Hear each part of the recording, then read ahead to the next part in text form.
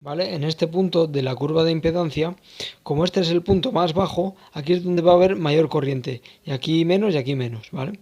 Entonces, si yo hiciera una representación de la corriente, pues quedaría algo tal que así. Aquí sería cero y aquí tendería a cero. Entonces sería algo así, ¿no? ¿Entendéis? Y esta va a ser, por ejemplo, esta es la curva de la intensidad, ¿vale? Repito.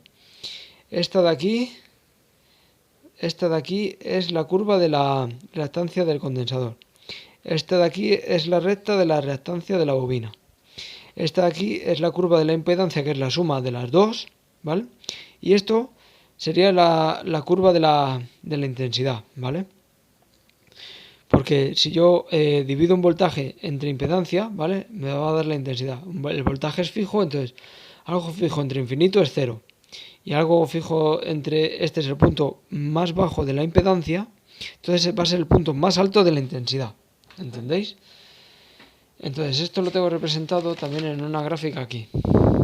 Normalmente la reactancia del condensador se pone abajo para simular que es negativa, ¿vale? Pero se debería de poner aquí y sumar las dos, de manera que daría que la curva de impedancia es así, luego lo veremos, ¿vale? Desde el momento sigo aquí, ¿vale?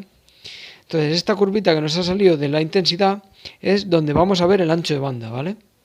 Entonces, el ancho de banda es, mira, para este punto se supone que estamos viendo que esto es frecuencia y esto es impedancia, ¿no? El eje de las Y es impedancia y el eje de las X es frecuencia o velocidad angular, que ya hemos visto lo que era la velocidad angular. Entonces, para esta frecuencia es donde va a haber intensidad máxima, es decir, esta va a ser la frecuencia de resonancia, ¿vale?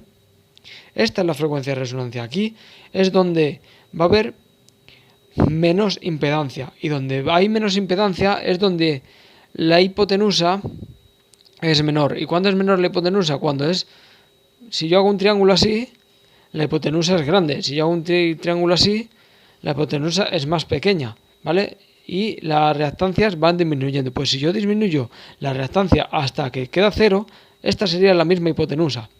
Y esto se quedaría en Z, ¿entendéis? Entonces sería Z, R, Z y R.